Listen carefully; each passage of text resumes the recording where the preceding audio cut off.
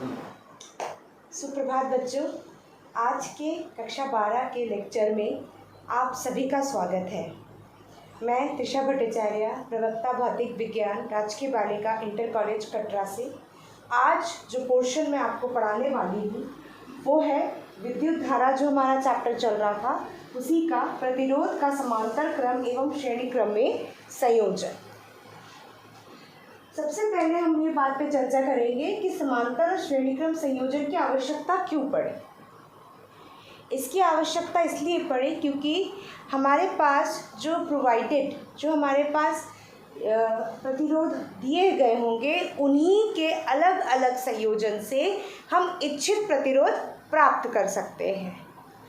उन्हीं के कॉम्बिनेशन से हम प्रतिरोधों का मान बढ़ा के या घटा के उसका उपयोग कर सकते हैं। जहाँ भी हमें उसकी इच्छित वैल्यू चाहिए उस हिसाब से उसके मान को हम उस हिसाब से उसे प्राप्त कर सकते हैं।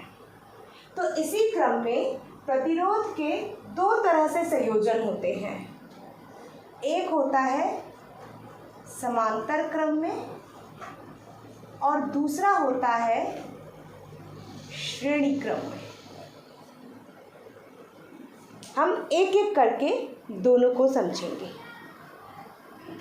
सबसे पहले हम श्रेणी क्रम में प्रतिरोध का संयोजन पढ़ते हैं।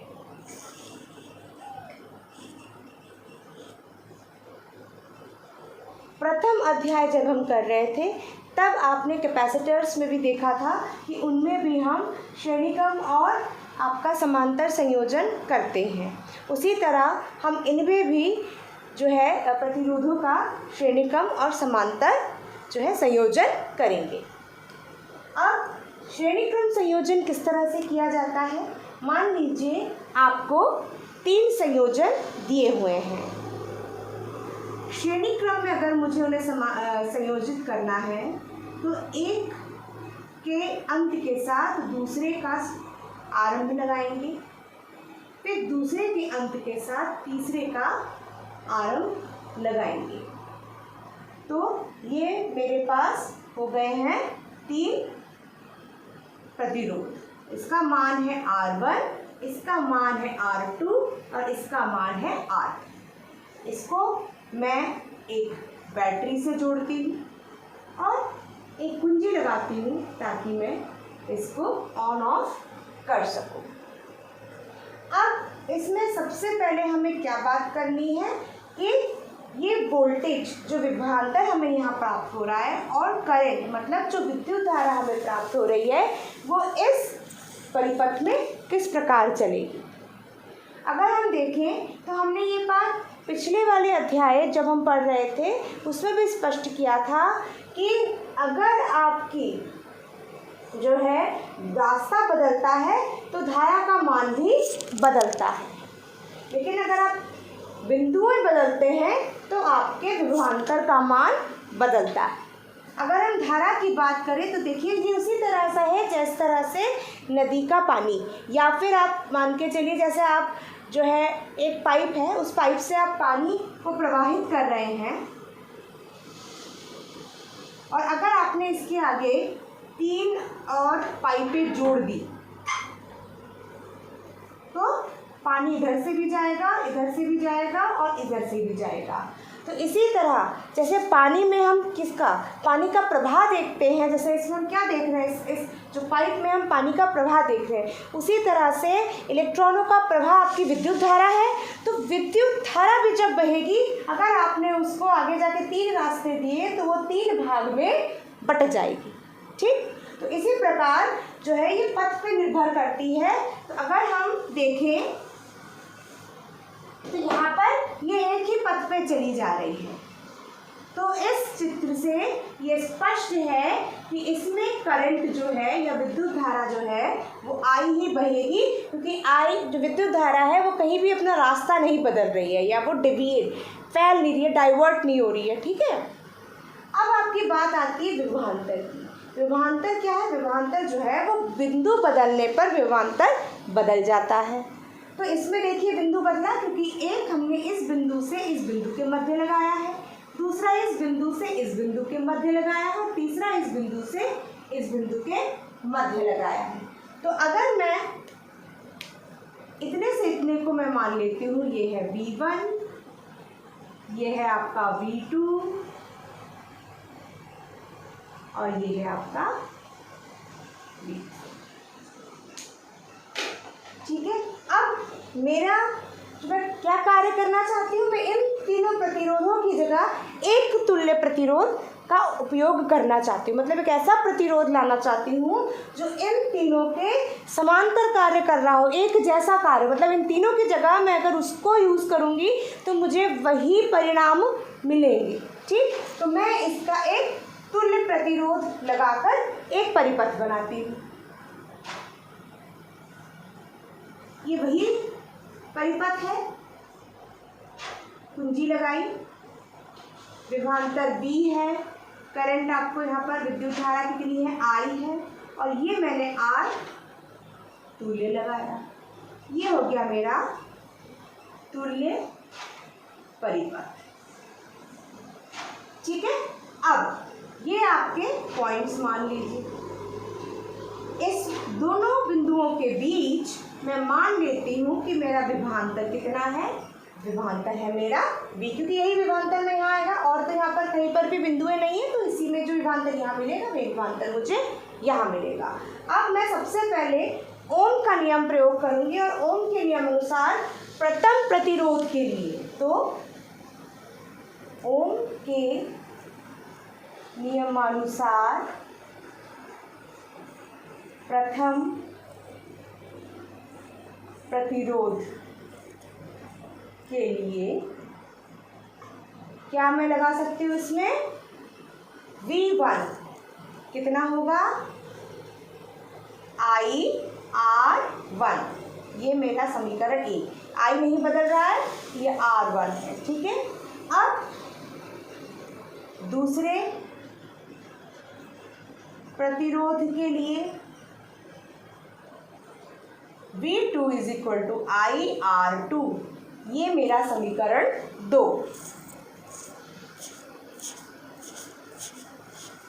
तीसरे प्रतिरोध के लिए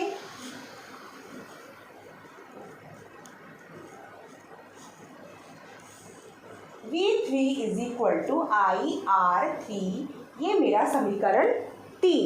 और अगर मैं तुल्य प्रतिरोध, तुल्य परिपथ को ले लूं, तो तुल्य के लिए तो तुल्य प्रतिरोध के लिए V कितना है, IR तुल्य। ठीक, ये मेरा है समीकरण 4। अब अगर आप देखें तो ये जो विभवांतर है ये 3 भागों में बट रहा है, V1, V2, V3। तो मैं लिख सकती हूँ V बराबर V1 plus V2 plus V3।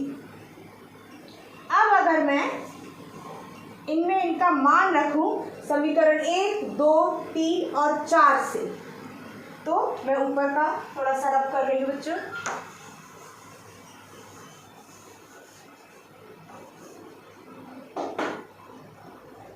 तो समीकरण 1, 2, 3, 4 से मान रखने पर मुझे क्या मिलता है, VR तुल्य बराबर IR तुल्य बराबर, ठीक है, IR1 plus IR2 plus IR3। तो अगर मैं कॉमन ले लूँ I को, तो ये होगा R1 plus R2 plus R3। तो R तुल्य मेरा कितना आ रहा है, R1 plus R2 plus R3। ये तो 3 प्रतिरोधों के लिए है। अगर मेरे पास n प्रतिरोध है तो आर तुल्य मेरा कितना होगा, अगर सभी श्रेणी क्रम में जुड़े हैं तो ये होगा R1 plus R2 plus R3 कब तक, Rn तक। तो मेरा समीकरण क्या आ गया, ये आया। मेरा समीकरण क्या आया है, ये मेरा समीकरण आया। अगर मैं n आपके प्रतिरोधों को लेती। अब हम इसके विषय में क्या कह सकते हैं, इसके विषय में अगर आप कुछ पॉइंट्स, इंपॉर्टेंट पॉइंट्स हम देखें, कुछ इंपॉर्टेंट बिंदुओं पे अगर हम बात करें तो पहले कौन कौन से बिंदु हैं। पहला बिंदु है कि सभी प्रतिरोधों में प्रवाहित धारा समान होती है। ठीक है, धारा सब में समान है, सिर्फ विभवांतर बदल रहा है। ठीक है, तो पहला पॉइंट क्या है कि आपकी क्या है, सभी प्रतिरोधों में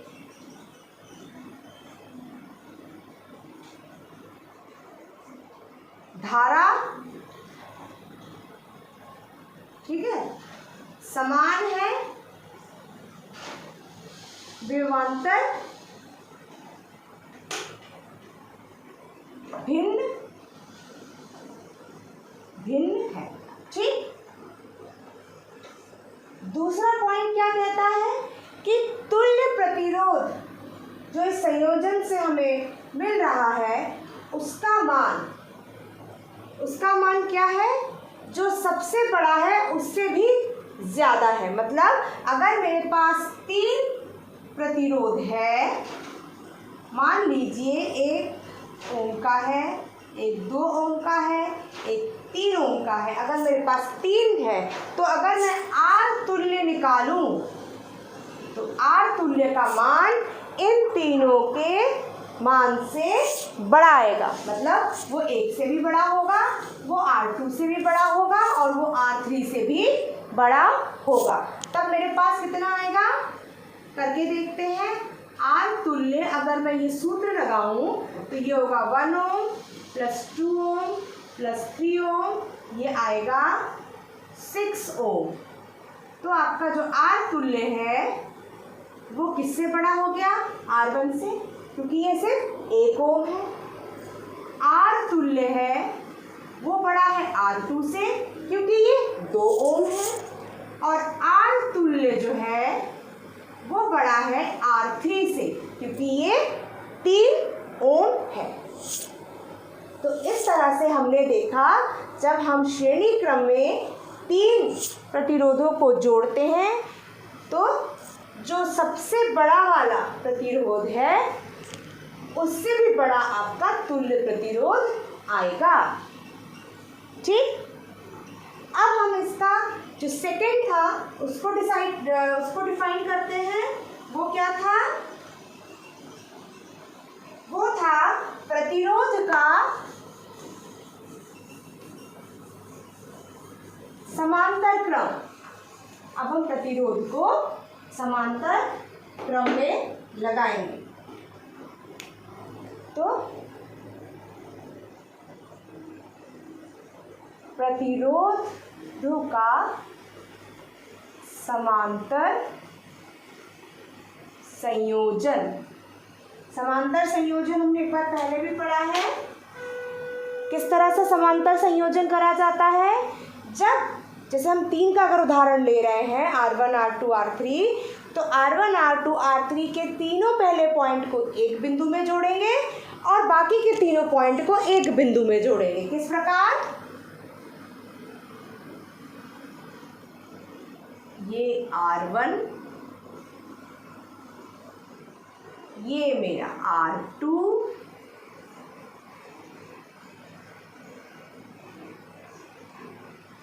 ये मेरा R3। तीनों का जो एक तरफ का पॉइंट था एक जगह एक पॉइंट पे जोड़ा और इधर के सारे जो आपके वो थे उनको भी मैंने एक जगह पर ही जोड़ा। और बाकी का परिपथ वही है कि मैंने जो है एक बैटरी से उनको जोड़ा और एक मैंने कुंजी लगाई ताकि मैं उसको ऑन ऑफ कर सकूँ। अब इसमें हमें 2 पॉइंट क्या है, देखिए वही 2 पॉइंट हम फिर से रिवाइज करेंगे कि अगर पथ बदलते हैं तो करंट भी बदलता है। देखिए करंट बदलेगा, यहाँ पर अगर मैं I करंट दूँ तो यहाँ करंट 3 भागों में विभाजित हो रहा है। यही करंट यहाँ आके 3 भागों में विभाजित हो रहा है। तो यहाँ करंट होगा I1, यहाँ I2 और यहाँ I3। क्यों? क्योंकि 3 पथ बन रहे हैं। वही पाइप वाला एग्जाम्पल 3 भागों में बट जा रहा है, ठीक है। तो धारा भी आपकी 3 भागों में बट जाएगी। लेकिन जो विभवांतर है वो बिंदुओं पे निर्भर करता है। और अगर आप देखें तो ये सारा का सारा जो है इन्हीं 2 बिंदु x और y के बीच में चल रहा है। तो अगर ये x और y के बीच में चल रहा है तो जो विभवांतर यहाँ होगा वही विभवांतर यहाँ होगा और वही विभवांतर यहाँ होगा। ये क्लियर? अब हम ओम इसके एक तुल्य परिपथ को बनाएंगे। तुल्य परिपथ से क्या होगा कि इन तीनों की जगह मैं एक प्रतिरोध लगाऊं और मुझे वही परिणाम मिले जो इन तीनों की वजह से मुझे मिल रहे थे। तो मैं इसका एक तुल्य परिपथ, ये तो मेरा परिपथ था, अब मैं इसके एक तुल्य परिपथ बनाती हूँ। तुल्य परिपथ क्या होगा, अब मेरे पास सिर्फ एक है प्रतिरोध, पॉइंट मेरे पास अभी वही x और y है, ये मेरी बैटरी है,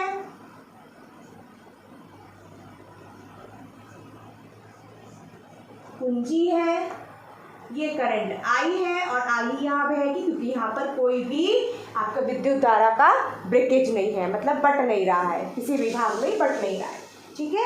अब मुझे इसका निकालना है, तो ओम के नियम अनुसार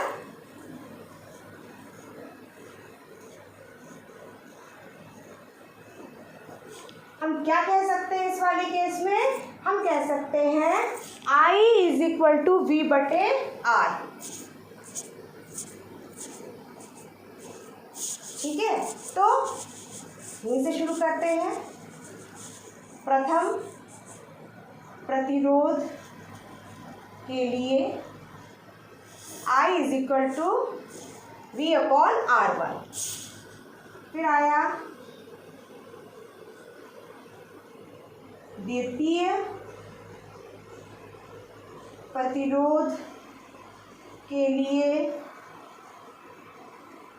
I2 = V/R2। ये मेरा समीकरण 1, ये मेरा समीकरण 2। अब मैं आपको यहाँ लिखती हूँ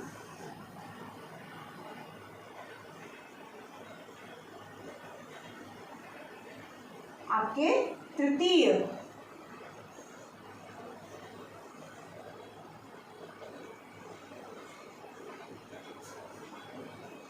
प्रतिरोध के लिए I3 = V/R3 और तुल्य प्रतिरोध के लिए I जो है मेरा वो होगा V/R तुल्य। अब मैं ये समीकरण 1, 2, 3, 4 इन चारों का मान मैं कहाँ रखूँगी, इसमें रखूँगी। एक इक्वेशन में लगा सकती हूँ कि I क्या है, I इन तीनों का जोड़ है। ये चित्र आपको चित्र समझ में आ गया होगा, इसको मैं थोड़ा सा रफ कर रही हूँ। तो मेरा जो I है वो 3 भागों में बटा है और इस समीकरण में हम समीकरण 1, 2, 3, 4 का मान रखने पर हमें क्या प्राप्त होगा, देखिए V/R तुल्य बराबर V/R1 plus V/R2 plus V/R3। अगर मैं V को कॉमन ले लूँ तो ये होगा 1/R1 1/R2 plus 1/R3। R3। अगर मैं इनको कैंसिल कर दूं तो मेरा R तुल्य कितना आता है बच्चों? ये आता है 1/R1 plus 1/R2 plus 1/R3। मतलब अगर हम समांतर क्रम में संयोजन करेंगे प्रतिरोधों का तो तुल्य प्रतिरोध का व्युत्क्रमानुपाती किसके बराबर होगा? जितने भी आप प्रतिरोध लगा रहे हो उनको मैं व्युत्क्रमानुपाती करके अगर मैं उन्हें जोड़ दूँ एक साथ, तब मुझे तुल्य प्रतिरोध का मान वो भी अनुक्रमानुपाती में ही मिलेगा, मतलब अपॉन में मिलेगा, इन्वर्स में मिलेगा। ठीक है, अब इसके बारे में कुछ पॉइंट्स हम डिस्कस करते हैं। सबसे पहला पॉइंट जो हम डिस्कस करेंगे इसमें वो है कि समांतर जब हम संयोजन लेते हैं तो समांतर संयोजन लेने पर एक तो जितने भी आपके प्रतिरोध हैं उनका 1/, में हम जोड़ते हैं। ठीक है, और दूसरा हम क्या लेते हैं? दूसरा ये है कि इसमें आपका जो विभवांतर है वो नहीं बदलता, लेकिन आपकी जो विद्युत है वो 3 भाग में या जितने भी आपने उसमें प्रतिरोध लगाए उतने भाग में विभाजित हो जाती है। जो थर्ड और सबसे इम्पॉर्टेंट पॉइंट है वो ये कहता है कि अगर मैं जितने भी प्रतिरोध लगा लूँ, जो तुल्य प्रतिरोध आएगा वो इन तीनों में से जो सबसे बड़ा है उसके मान से हमेशा छोटा होगा, जो सबसे छोटा है उसके मान से भी छोटा होगा। कहने की बात ये है कि मैं अगर जितने भी प्रतिरोध लगा लूँ और उनको अगर मैं समांतर क्रम में जोड़ती हूँ तो मेरा जो सबसे छोटा प्रतिरोध होगा उससे भी छोटा मेरा तुल्य प्रतिरोध आएगा। एक उदाहरण लेके देखते हैं। मेरे पास मान लीजिए R1 है 1 ओम, R2 है 2 ओम और R3 है मेरा 3 ओम। अगर मैं इनको समांतर क्रम में जोड़ूं तो ये किस तरह से बनेगा?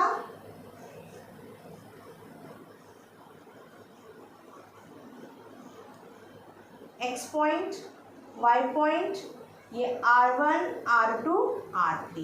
सूत्र के अनुसार अगर मुझे तुल्य निकालना है इसके, मतलब अब मुझे सिर्फ ये चाहिए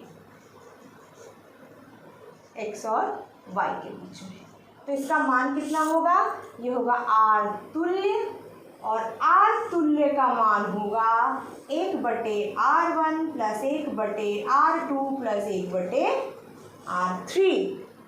अगर मैं इनकी मानों को रखूं तो ये हो जाएगा 1/R तुल्य बराबर 1/1 प्लस 1/2 जोड़ 1/3। एलसीएम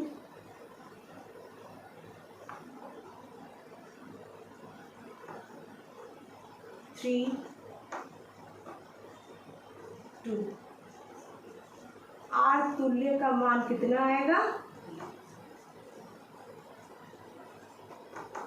6, 6 3 9, 9 और 2 11, इतने ओम। लेकिन ये मेरा उत्तर नहीं है, ये 1/R तुल्य का मान है, मुझे तो R तुल्य का मान चाहिए, तो मैं इसको इन्वर्स करूंगी, पलट दूंगी। तो मेरा R तुल्य कितना आएगा बच्चों? 6/, तो 6 को भाग देंगे 11 से, 0.0, 5 से 55, 50, तो ये इसका मान आगे आएगा। तो मेरा R तुल्य कितना आया बच्चों? R तुल्य आया 0.54 ओम। और अगर आप देखें तो R तुल्य का मान छोटा है R1 से भी, जो इन तीनों में सबसे छोटा था।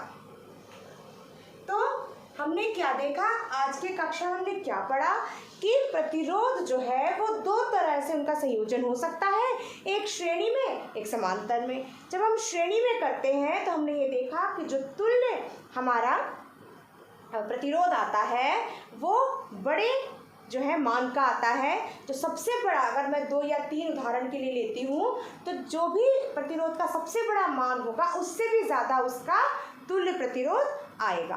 और सूत्र क्या निकला? आर तुल्य बराबर R1 plus R2 plus R3, मतलब सीधे इनको एक क्रम में जोड़ते चले जाएंगे।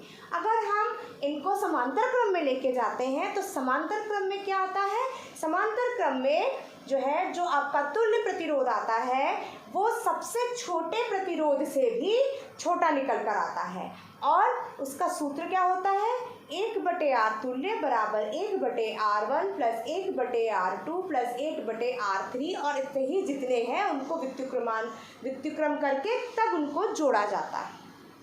आज के पाठ में इतना ही। कल हम इन्हीं दो सूत्रों से जुड़े कुछ जो है अंकित प्रश्न करेंगे। आप लोग इससे रिलेटेड जो भी असाइनमेंट दिया जाए उन्हें ग्रुप में पूरा कर लीजिएगा। कोई समस्या हो तो मुझसे पूछ लीजिएगा। धन्यवाद।